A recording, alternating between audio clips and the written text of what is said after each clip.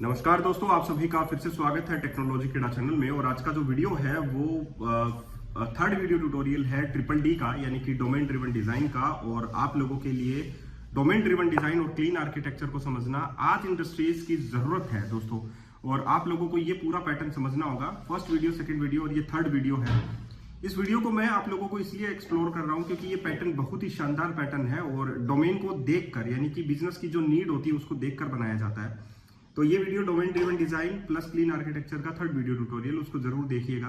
साथ ही मैं आप लोगों को बोलूंगा कि इसमें जो है बहुत सारी सीरीज बनेंगी क्योंकि इसमें सारे के सारे ऑप्शंस ऐड होंगे, जैसे कि हेल्थ चेक्स का ऑप्शन हो गया, आप लोगों के वर्जनिंग का ऑप्शन हो गया, आप लोगों के डिफरेंट सिक्योरिटी के पॉइंट्स हो गए। इसमें बहुत सारी चीजें ऐड होंगी। तो इसीलिए मैं बोल रहा हूँ, हम हमेशा आप लोगों को बोलता हूँ कि मेरी मेंबरशिप बहुत ही ज्यादा शानदार है और ऐसी मेंबरशिप आप लोगों को कहीं नहीं मिलेगी। गारंटी देता हूँ, कहीं नहीं मतलब कहीं नहीं मिलेगी। क्यों नहीं मिलेगी? 800 रुपए में आप लोगों को ऐसी चीजें प्रोवाइड करने वाला कोई भी नहीं है। आप लोगों को जो चीजें प्रोवाइड करने वाले हैं वो सिंपल हैं और साधारण हैं, लेकिन इंडस्ट्रीज में कैसे काम करते हैं, कैसे जो एक्सपीरियंस लेते हैं, वो सारी की सारी चीजें मैंने इसमें पुट की हैं। और अल्टीमेट है, एक बार ही आप लोगों को पेमेंट करना है, लाइफ टाइम आप लोगों के पास कंटेंट रहेगा और आता रहेगा। ऐसा नहीं है कि मैंने बनाकर रख दिया है, नहीं, आता रहेगा आप लोगों के पास। जो भी लेटेस्ट चीजें आती रहेंगी वो आप लोगों के पास आती रहेंगी। तो एक बार ही आप लोगों को सब्सक्रिप्शन लेना है। मेंबरशिप कैसे लेनी है? वीडियो के डिस्क्रिप्शन बॉक्स में जाना है, वहां पर आप लोगों के पास एक गूगल फॉर्म रहेगा, उसे आप लोगों को फिल करना है एंड फाइनली आप लोगों की मेंबरशिप स्टार्ट हो जाएगी। मैं फिर से रिपीट कर रहा हूँ, वीडियो के डिस्क्रिप्शन बॉक्स में आप लोगों के पास एक गूगल फॉर्म है, उसे फिल करना है एंड फाइनली आप लोगों की मेंबरशिप स्टार्ट हो जाएगी। तो मेंबरशिप में बहुत सारे फायदे हैं, जैसे कि डॉटनेट कोर कंप्लीट है, एंगुलर है, रिएक्ट है, सी शार्प है, बहुत सारी चीजें हैं। और जस्ट इस वीडियो के बाद में भी आप लोग वो चीजें देख सकते हैं। हाँ, इस फॉर्म को फिल करने के बाद में आप लोगों के जो क्रेडेंशियल्स हैं वो आप लोगों की मेल के अंदर आएंगे, जो आप लोगों ने फॉर्म में फिल किया है वो आप लोगों के इनबॉक्स में भी आ सकता है और स्पैम बॉक्स में भी आ सकता है। तो प्लीज अपना स्पैम, मेल का स्पैम बॉक्स होता है, जंक होता है, उसको प्लीज चेक कीजिए, उसमें आप लोगों के पास मेल जरूर मिल जाएगा। चलिए अब हम लोग आगे चलते हैं। इस प्रोजेक्ट को अगर आप लोगों को कंप्लीट समझना है तो आप लोगों को यहाँ पर ये पूरा प्रोजेक्ट मिलेगा ट्यूटोरियल लिस्ट के अंदर, और मैं इसी के ऊपर काम कर रहा हूँ, ठीक है, ट्रिपल डी के ऊपर और आप लोगों के क्लीन आर्किटेक्चर के ऊपर। तो आप लोगों को ये यहाँ पर अब मेंशन होने लगेंगे और इसके ट्यूटोरियल भी आप लोगों को यहाँ पर मेंशन होने लगेंगे। ये एक मेरी मेंबरशिप है और मैंने इसकी जो फीस है वो 800 रुपीज है। जिसको चाहिए है वो ले सकता है। वीडियो के डिस्क्रिप्शन बॉक्स में जाइए, वहां पर आप लोगों को एक गूगल फॉर्म मिलेगा, उसे आप लोगों को फिल करना है, तभी आप लोगों की मेंबरशिप मानी जाएगी। इसमें आप लोगों को बहुत कुछ पढ़ने को मिलेगा। सी शार्प पर कंप्लीट वीडियो ट्यूटोरियल आप लोगों को मिलेंगे, ठीक है। आप लोगों को ASP.NET के ऊपर कंप्लीट वीडियो ट्यूटोरियल मिलेंगे, आप लोग देख सकते हैं। डाउनलोड सोर्स कोड करना है तो आप लोग डाउनलोड कंप्लीट सोर्स कोड भी आप लोगों को मिल जाएगा। यहाँ पर आप लोगों को देखिए सिंगल पेज फूड प्रोजेक्ट है, ये सब कुछ मिल जाएगा। अगर आप लोगों को ये कंप्लीट सोर्स कोड मिलते हैं तो बहुत कुछ मिल जाता है इसमें आप लोगों को, ठीक है। पूरे प्रोजेक्ट के साथ ट्यूटोरियल लिस्ट है और इसकी फीस ओनली 800 रुपीज है। यहाँ पर आप लोगों को एंगुलर प्रोजेक्ट मिल जाता है, रिएक्ट जेएस का प्रोजेक्ट मिल जाता है, ठीक है, माइक्रो सर्विस का प्रोजेक्ट मिल जाता है, माउई का मिल जाता है, ASP.NET कोर के ऊपर आप लोगों को 2 प्रोजेक्ट मिल जाते हैं, रेस्टफुल API के ऊपर आप लोगों को 3 प्रोजेक्ट मिल जाते हैं, ब्लेजर के ऊपर आप लोगों को 1 प्रोजेक्ट मिल जाता है। बहुत कुछ पढ़ने को मिलता है। जो लोग डॉटनेट लवर हैं वो इस मेंबरशिप को बिल्कुल भी नहीं छोड़ने वाले, क्योंकि ऐसे ट्रिपल डी वाले और क्लीन आर्किटेक्चर वाले कोई नहीं बताता आप लोगों को, लिटरली बोल रहा हूँ। और ये एक ऐसी मेंबरशिप है जो शायद जो मेरा सब्सक्राइबर है उन्होंने 100% लिया, क्योंकि उसे पता है ये बात कि ऐसे कंटेंट कोई भी प्रोवाइड नहीं करता इंटरनेट के ऊपर। तो अगर आप लोगों को सीखना है कुछ तो वीडियो के डिस्क्रिप्शन बॉक्स में जाइए, वहां पर गूगल फॉर्म है, उसे फिल कीजिए एंड फाइनली मेंबरशिप स्टार्ट हो जाएगी। ये आप लोगों के डोमेन ड्रिवन डिजाइन का 4th वीडियो है और इस वीडियो में हम लोगों ने अभी तक जो किया है वो मैं रिपीट कर देता हूं। हम लोगों ने डोमेन लेयर देखा है, डोमेन लेयर में हम लोगों ने प्रोडक्ट्स के बारे में ही देखा है, वैल्यू ऑब्जेक्ट्स हम लोगों ने देखे हैं कि वैल्यू ऑब्जेक्ट्स किस तरीके से काम करते हैं। वैल्यू ऑब्जेक्ट्स जो होते हैं वो मॉडल नहीं होते हैं, लेकिन हेल्पिंग आप लोगों की मॉडल की ही करते हैं, हेल्प जो है मॉडल की करते हैं। तो ये वैल्यू ऑब्जेक्ट हम लोगों ने बेस क्लास में एक टाइप ऑफ टी बनाया था और उसके बाद में हम लोगों ने जो वैलिडेशन रिजल्ट है वो भी आप लोगों के लिए बनाया है कि इस तरीके का जो रिजल्ट है आप लोगों को होना चाहिए, इज वैलिड है, एरर है या वैल्यू आप लोगों की प्रोवाइड कर रहा है। ये मैं पूरा आप लोगों को कॉन्सेप्ट जो है वो फर्स्ट वीडियो में समझा चुका हूँ। और वैल्यू ऑब्जेक्ट्स क्या होते हैं वो भी बता चुका हूँ, product ID, product name and product price, यहाँ पर हम लोग बात कर चुके हैं। दूसरा वीडियो जो है डोमेन से हटकर हम लोग जो है परसिस्टेंस लेयर की ओर चले गए थे। परसिस्टेंस का मतलब ये होता है आप लोगों के डेटाबेस से रिलेटेड होता है। तो हम लोगों ने जो फ्रेमवर्क है वहां पर डीबी कॉन्टेक्स्ट बनाया, that one is the e cart context. और ई कार्ट कॉन्टेक्स्ट के अंदर हम लोगों ने मॉडल का कॉन्फ़िगरेशन किया from assembly, model apply configuration from assembly. और इसके लिए हम लोगों ने कॉन्फ़िगरेशंस बनाए, that one is the product configuration. Product configuration I entity type configuration से इनहेरिट होता है। और यहाँ पर हम लोगों ने कॉन्फ़िगर मेथड के अंदर बिल्डर डॉट टू टेबल जो है उसको इनिशिएट किया है। यहाँ पर हम लोगों ने हैज कन्वर्जन यूज किया है। हैज कन्वर्जन के अंदर हम लोगों ने कन्वर्टर और कंपेरर यूज किया है। कन्वर्टर जो क्लास होती है वो क्या काम करती है, यहाँ पर ये जो कन्वर्टर क्लास है वो बहुत बड़ा रोल प्ले करती है, क्योंकि हम लोगों ने वैल्यू ऑब्जेक्ट्स बनाए हैं, हम लोगों ने रेफरेंस टाइप बनाया है, तो डेटाबेस को वो चीज समझ में नहीं आएगी। इसीलिए यहाँ पर कन्वर्टर है ताकि हमारे डेटाबेस को समझा सके कि आपको स्ट्रिंग यूज करना है। यहाँ पर हमारे पास रेफरेंस टाइप है लेकिन आप लोगों को स्ट्रिंग यूज करना है या इंटीजर यूज करना है, तो ये कन्वर्ट करता है रेफरेंस टाइप को इंटीजर में, या जस्ट वाइस वर्सा भी होता है। आप लोगों को भी समझाने के लिए ये स्ट्रिंग को एक वैल्यू ऑब्जेक्ट्स में भी बदलता है। That one is the comparer. ये जो वैल्यू होती है, दो ऑब्जेक्ट्स की वैल्यू को आपस में कंपेयर करने के लिए यूज में लिया जाता है। ये चीजें मैं आप लोगों को समझा चुका हूँ और तीनों के लिए मैंने ये चीजें बनाई हैं, प्रोडक्ट आईडी के लिए, नेम के लिए और प्राइस के लिए। उसके बाद हम लोगों ने यहाँ पर जो ई कार्ट कॉन्टेक्स्ट था उसको कंप्लीट किया था, कॉन्फ़िगरेशन कंप्लीट हुआ था। इन बिटवीन हमारे पास कांस्टेंट काम में आए हैं। कांस्टेंट डॉट टेबल्स के नाम हम लोगों ने लिखे हैं, that one is the partial class, that one is the constant. और ये टेबल्स के नेम है, इंटरनल स्टैटिक क्लास। और जैसे अगर आप लोग स्टैटिक क्लास के अंदर कांस्टेंट बनाते हैं तो प्रोडक्ट्स और नेम ऑफ प्रोडक्ट्स, ये टेबल का नेम हो गया। ऐसे ही हम लोगों ने जो कनेक्शन है उनके नेम भी हम लोगों ने यहाँ पर रखे हैं, और ये कनेक्शन के नेम हम लोगों को जरूरत पड़ती है डीबी कंटेक्स्ट फैक्ट्री क्लास में। अब बात आती है डीबी कंटेक्स्ट फैक्ट्री की जरूरत क्या है। डीबी कंटेक्स्ट फैक्ट्री की जरूरत इसलिए है ताकि हम लोग डिजाइन टाइम पे कभी भी डिपेंडेंसी इंजेक्शन, क्योंकि हमारा बेसिकली जो डिपेंडेंसी इंजेक्शन होता है वो हम लोग प्रोग्राम डॉट सी एस में इंजेक्ट करते हैं, लेकिन यहाँ पर एप्लीकेशन लेयर में, ऐप लेयर के अंदर प्रोग्राम डॉट सी एस में इंजेक्ट करते हैं। कोई भी सर्विस होती है उसको यहाँ पर हम लोग रजिस्टर करते हैं, हमारा डीबी कॉन्टेक्स्ट भी हम लोग यहाँ पर ही रजिस्टर करते हैं। लेकिन वो हम लोगों का इनिशियलाइजेशन जो होता है उसका इनिशियलाइजेशन हमारा रन टाइम पर होता है। अगर हम लोगों को डिजाइन टाइम पर जरूरत पड़ती है तो उसके लिए हम लोगों ने ये डीबी कंटेक्स्ट फैक्ट्री जो क्लास है वो यूज किया है, ठीक है। और ये डिजाइन टाइम पर ही आप लोगों के कॉन्टेक्स्ट को प्रोवाइड करेगा, एक कनेक्शन प्रोवाइड करेगा, यहाँ पर आप लोग देख सकते हैं। तो टेस्टिंग के केस में ये सबसे ज्यादा प्ले करेगा रोल, ठीक है। अब यहाँ पर हमारे पास डीबी कंटेक्स्ट कंप्लीट हुआ, एक्सटेंशंस हम लोगों ने बनाए हैं। जो लेयर, जिसके लेयर में डिपेंडेंसी थी उसके लेयर में हम लोगों ने एक्सटेंशंस बनाए हैं। तो डेटाबेस रजिस्टर एक्सटेंशंस, यहाँ पर देखिए डेटाबेस को रजिस्टर करने के e cart context, that SQL server, और ये रिक्वेस्ट टाइम आउट हम लोगों ने किया था। उसके बाद में हम लोगों ने, मैं अभी सारा क्लोज कर देता हूँ, उसके बाद में समझाता हूँ। उसके बाद में हम लोगों ने एक्सटेंशंस बनाए, कन्वर्टर हो गए, फ्रेमवर्क हो गए, कनेक्शन डॉट जेसन हो गए। यहाँ पर इसके बाद में हमारा जो काम आता है वो इंफ्रास्ट्रक्चर लेयर पर आ जाता है। इंफ्रास्ट्रक्चर लेयर में हम लोगों ने क्या किया है, हम, क्योंकि इंफ्रास्ट्रक्चर लेयर का काम बेसिकली इंफ्रास्ट्रक्चर को मैनेज करने का होता है, तो हम लोगों ने यहाँ पर डेटाबेस ऑप्शन बनाया और डेटाबेस ऑप्शन सेटअप बनाया। क्योंकि हमारे पास यहाँ पर जो ऐप लेयर है उसमें ऐप सेटिंग्स के अंदर हमारे पास डेटाबेस के ऑप्शंस भी हैं, that is max retry count, command time out और मैक्स डिले, और कनेक्शन स्ट्रिंग हमारे पास दो हैं। तो इन सभी को हम लोगों को किसके साथ यूज करना है हमारे इंफ्रास्ट्रक्चर में, that one is the database options. और डेटाबेस ऑप्शंस में हमारे पास कनेक्शन स्ट्रिंग है, max retry count, command time out, ये वही है जो हमारा ऐप सेटिंग्स डॉट जेसन में है, ठीक है। आप लोग चेक कर सकते हैं, दैट दीज आर, ठीक है। अब हम लोगों को इसको सेटअप करना है, तो सेटअप भी हम लोग, इसकी जो डिपेंडेंसी है वो इसी में ही सेट करेंगे, आप लोगों को पता है। तो एक्सटेंशन ओपन कर लेते हैं और यहाँ पर हम लोगों ने एक रजिस्टर ऑप्शंस यूज किया है, that one is the configure options. ये कॉन्फ़िगर ऑप्शंस जो है वो डेटाबेस ऑप्शन सेटअप क्लास को कॉल करेगा, और हमारा जो ऑप्शन सेटअप क्लास है that one is the option setup class. इसमें हमारे पास डेटाबेस ऑप्शन सेटअप क्लास ये इनहेरिट होती है आप लोगों की आई कॉन्फ़िगरेशन ऑप्शन से, आई कॉन्फ़िगर ऑप्शन से। तो कॉन्फ़िगर ऑप्शंस आप लोगों ने यहाँ पर देखा, that one is the configure options आप लोगों ने यहाँ पर देखा। और इसी तरीके से ये भी आप लोगों का आई कॉन्फ़िगर ऑप्शंस होती है, और इसमें हम लोगों ने दो चीजें यूज की है, आई कॉन्फ़िगरेशन यूज किया है और आई वेब होस्ट एनवायरनमेंट यूज किया है। सो आई कॉन्फ़िगरेशन ऑप्शंस हमारे पास हो गया डेटाबेस ऑप्शंस। इसमें हम लोगों ने ये, इसके अंदर जो आई कॉन्फ़िगर ऑप्शंस होता है उसमें एक मेथड होता है कॉन्फ़िगर, जैसे ये कॉल होता है तो ये एनवायरनमेंट चेक करेगा, एनवायरनमेंट के हिसाब से कनेक्शन स्ट्रिंग सेट करेगा, ठीक है। ऑप्शंस की जो कनेक्शन स्ट्रिंग होती है डेटाबेस ऑप्शंस, इसी क्लास को ही हम लोगों को सेट करना होता है बेसिकली।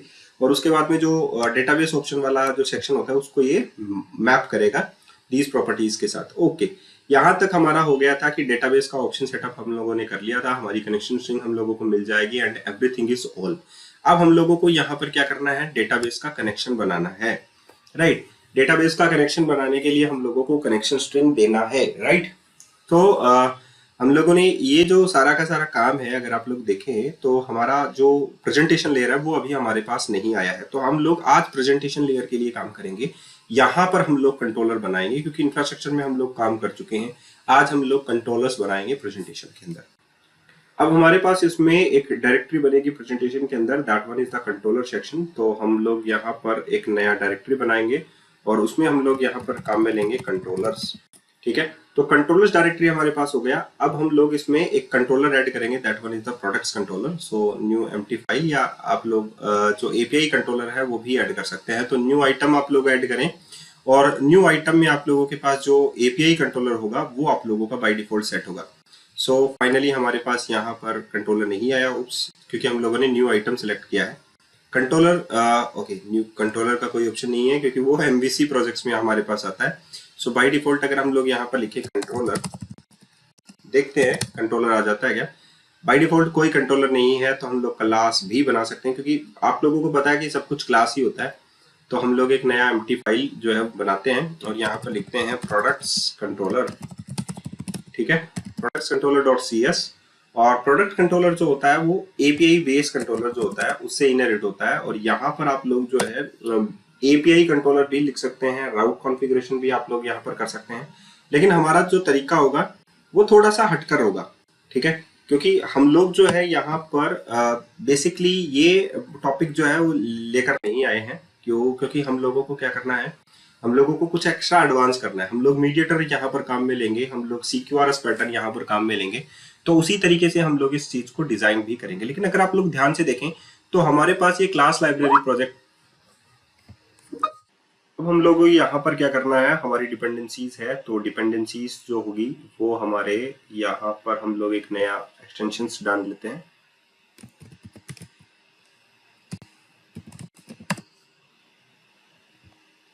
यहाँ पर हम लोग लिख लेते हैं न्यू एम्प्टी फाइल रजिस्टर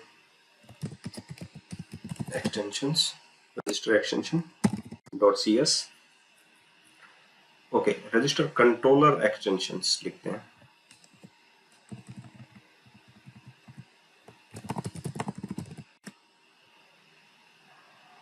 तो यहाँ पर हम लोगों ने रजिस्टर कंट्रोलर एक्सटेंशन लिख लिया है और ये हमारे पास स्टैटिक क्लास होती है, आप लोगों को पता है।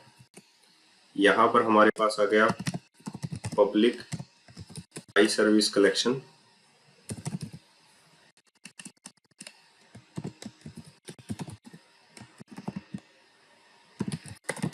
आप लोगों को पता है कि आई सर्विस कलेक्शन जो है हमारे पास बाय डिफॉल्ट नहीं होता है, हम लोगों को डिपेंडेंसीज ऐड करनी पड़ती है।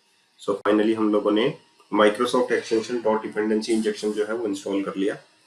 अब हमारे पास यहाँ पर नेक्स्ट में जो है पब्लिक स्टैटिक ऐड कर देते हैं, आई सर्विस कलेक्शन रिटर्न करेगा एंड यहाँ पर हम लोग लिख सकते हैं रजिस्टर कंट्रोलर, ठीक है, रजिस्टर कंट्रोलर्स। अब यहाँ पर हमारे पास आ जाएगा आई सर्विस कलेक्शन एंड ये हम लोग दिस के साथ यूज कर लेते हैं। So that one is this, okay. यहाँ पर आ जाएगा हमारे पास सर्विसेज, ठीक है।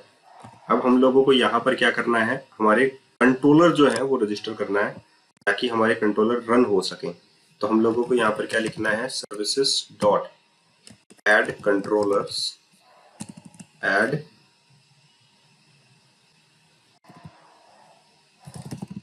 controllers, okay. Add controllers is a part of control dot, okay.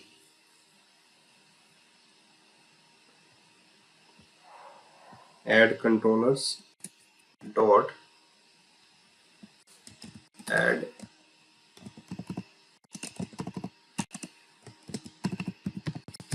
application part and यहाँ पर हम लोगों को लिखना है ecard dot presentation dot controllers dot product controller products controller dot assembly।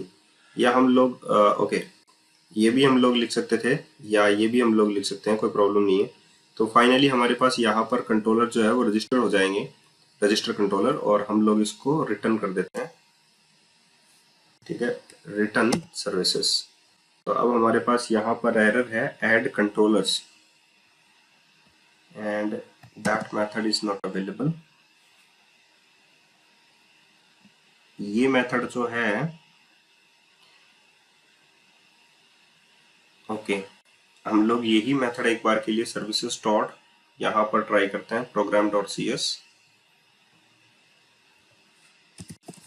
builder dot services dot add controllers. That one is the add controllers.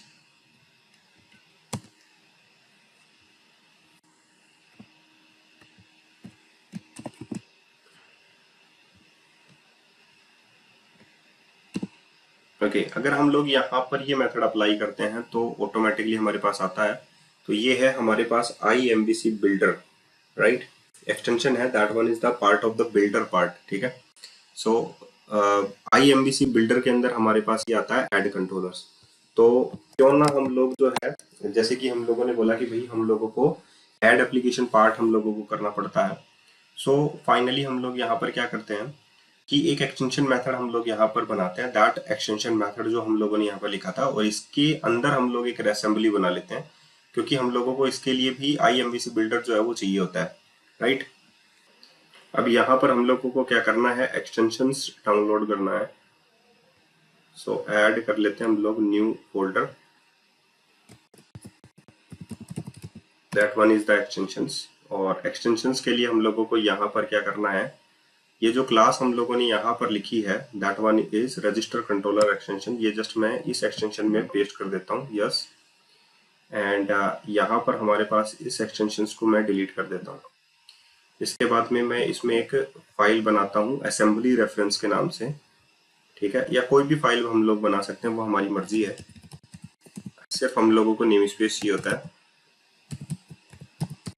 Assembly reference या उसकी assembly information चाहिए होती है। तो हम लोग यहाँ पर लिख लेते हैं स्टैटिक, और यहाँ पर हम लोग लिख लेते हैं public static read only, that one is the name. So हम लोगों को असेंबली जो है ये चाहिए, असेंबली और असेंबली, एंड हम लोगों को चाहिए name of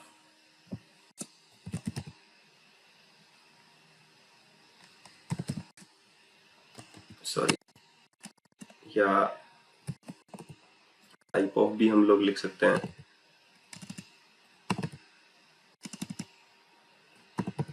type of assembly reference dot assembly.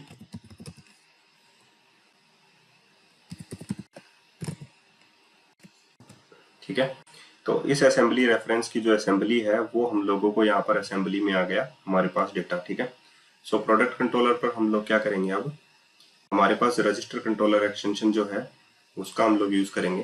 तो यहाँ पर देखिए ये पार्ट हमारा हट चुका है, तो हमारे पास जो नेम स्पेस है पहले वो हम लोग चेंज करेंगे, ecart.app, ecart.app.extensions। एंड यहाँ पर आप लोगों के पास देखिए ऐड कंट्रोलर जो आया है, ऐड एप्लीकेशन पार्ट, राइट। सो यहाँ पर टाइप ऑफ क्या है हमारे पास, टाइप ऑफ है हमारे पास है, क्योंकि हम लोगों को इसमें डिपेंडेंसीज में ऐड करना पड़ेगा, that one is the presentation. So add project reference, यहाँ पर हम लोग प्रेजेंटेशन ऐड कर लेते हैं, और यहाँ पर हमारे पास है असेंबली रेफरेंस। ठीक है, असेंबली रेफरेंस डॉट असेंबली।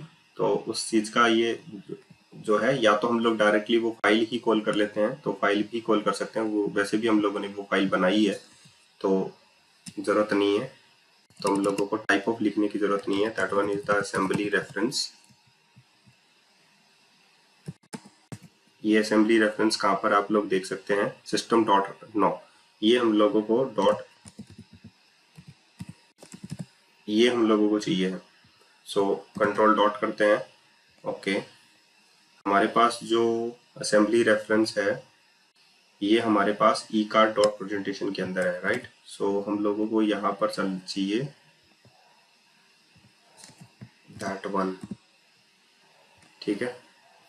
अब ठीक है, अब ये हमारे पास सर्विसेज में आ चुका है। सो हम लोगों ने कंट्रोलर ऐड कर दिया है, यहाँ पर रजिस्टर कर दिया है। सो हमारे पास यहाँ पर dot service dot register options, register option से पहले हमारे पास क्या आना चाहिए, डॉट रजिस्टर कंट्रोलर, राइट, या रजिस्टर कंट्रोलर, दैट वन। अब आप लोग यहाँ पर देखिए कि हमारे पास ये मेथड है, so dot register options and register database, ठीक है। सो सबसे पहले हम लोगों ने क्या किया, हम लोगों ने रजिस्टर कंट्रोलर्स को यूज किया है, control dot ecard dot app dot controllers.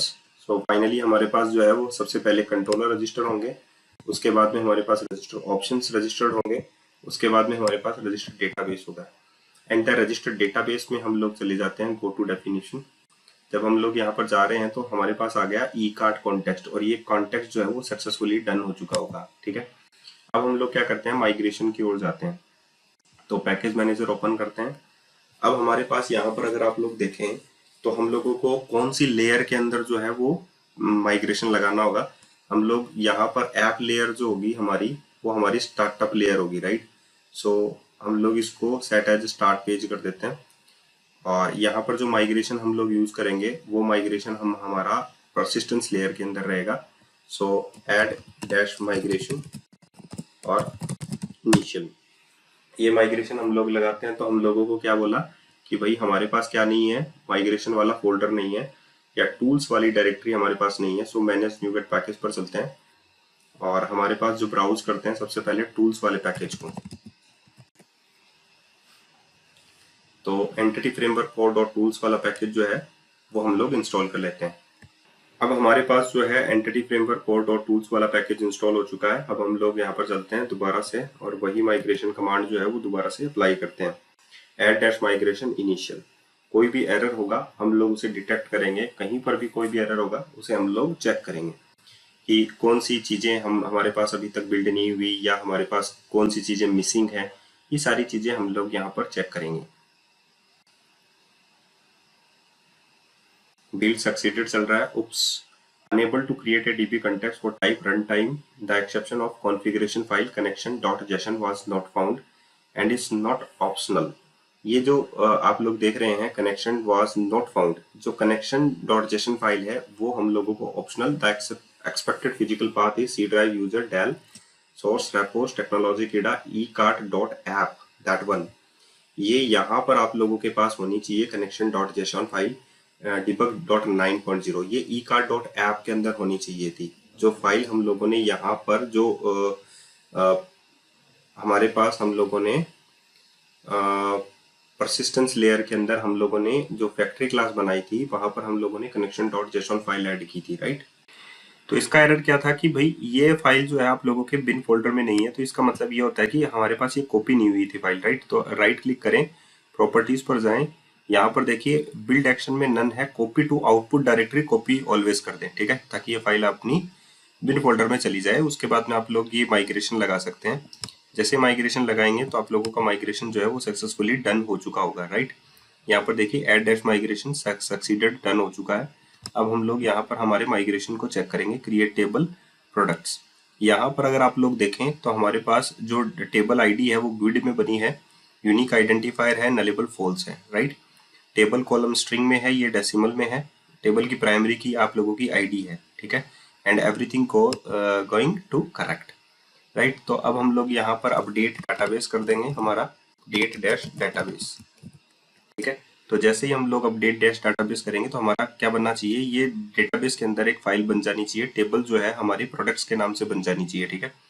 और एवरीथिंग इज गोइंग डन, ठीक है, सब कुछ ठीक हो गया, हमारा डेटाबेस जो है वो बन चुका है। अब हम लोगों को कंट्रोलर की फीचर्स की ओर जाना चाहिए कि हम लोग कैसे हमारी फीचर्स को एक्सप्लोर करें, राइट। चलिए अब हम लोग चलते हैं